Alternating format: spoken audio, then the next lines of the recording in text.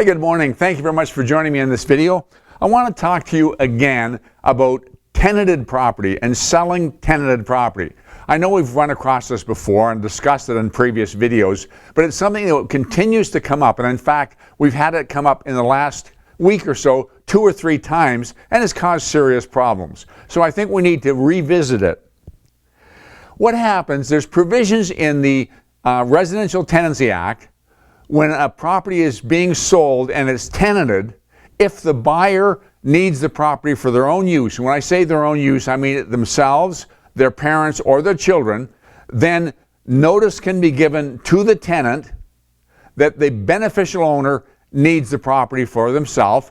They give them an N12 and require vacant possession with 60-day notice from the start of a payment period. So if they pay it the first of a month, it's 60 days from the first of a month. So they give them that notice, but the problem is, if you and I are entering into a contract, I'm the seller, you're the buyer, we're entering into a contract, we can both agree to what we're going to do, and we have control over our own actions. The problem here is we are committing to what a third party is going to do, a tenant is going to do. And tenants don't always do what they're supposed to do. In fact, the problem we've had, one of the problems we had last week was in a situation where the owner, who was the landlord, gave the N12 notice, requiring 60-day notice. The buyer needed the property themselves, and they followed it up with an L2, that's an order for eviction, and the tenant didn't move out. In fact, the tenant had bought a property themselves, and they were buying it the middle of the following month, and they felt they'd be inconvenienced to have to move their furniture out. They were going to wait till that time to move out. But here's the interesting thing. The tenant called the Residential Tenancy Board, and the board said, you don't have to move out. In other words, disregard the law, and they said it's going to take months for them to evict you, so take your time. So we have a serious problem here, and we have the problem that the tenant isn't going to do what they're required by law to do. When that happens, when a tenant does not move out, in spite of the fact that the rules were followed, notice was given, who's responsible? Well, it depends how the agreement of purchase and sale is drafted. Sometimes the agreement of purchase and sale is drafted with no mention at all about the tenant, and it just calls for vacant possession. And the landlord says, I got lots of time, I will give a notice. And the offer may say that the seller and the buyer acknowledge that the property is occupied by a tenant, and the seller will give the prerequisite notice to the tenant requiring them to vacate as the beneficial owner requires it for their own use. But then it goes on to just say vacant possession. And then the tenant doesn't move out. Well, you say, well, what's the problem there? Well, the problem there is that the seller is now liable because he's not providing what he promised in the agreement. He promised vacant possession. The buyer can go ahead and close, the buyer can sue, or the buyer can walk away.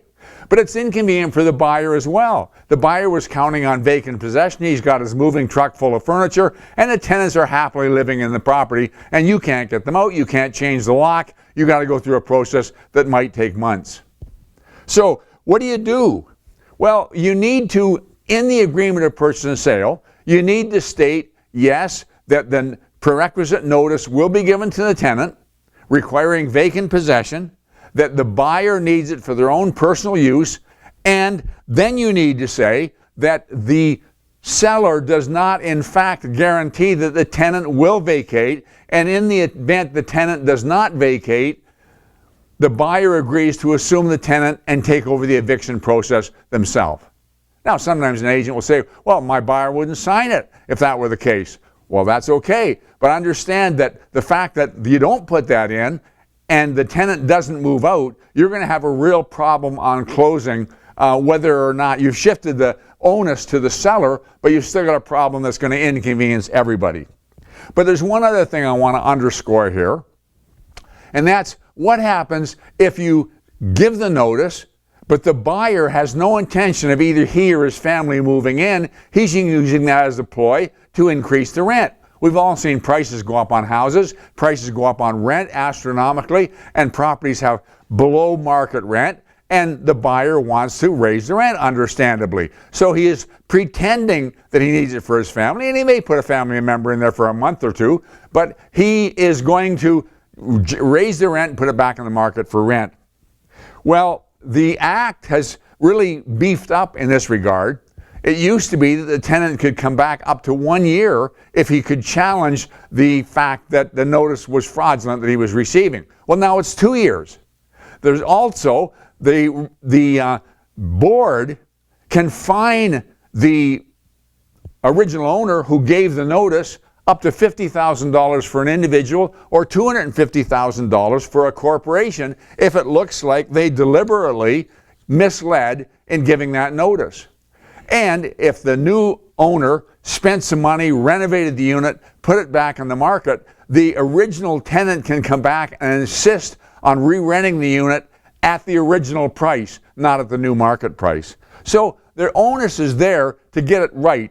And I want to take a minute and I want to share with you the clause that AREA suggests you use, and you'll notice that it anticipates both of these situations. What happens if a tenant doesn't move, and what happens if the buyer isn't really moving in. Here's what the clause says. The buyer hereby authorizes and directs the seller, and the seller agrees, when this agreement becomes unconditional, to give to the tenants the requisite notice under the Residential Tenancy Act requiring vacant possession of the property for use by the buyer or the buyer's immediate family effective as of such and such a date, and the seller agrees to deliver copies of the requisite notice to the buyer immediately after service of the notices upon the tenant. The buyer and the seller hereby agree, in the event that the tenant fails to vacate the property prior to completion of the transaction, the buyer agrees to assume the existing tenant upon completion of this transaction. Upon vacant possession being provided to the buyer or the buyer's immediate family agrees to take possession of and occupy the property forthwith thereafter.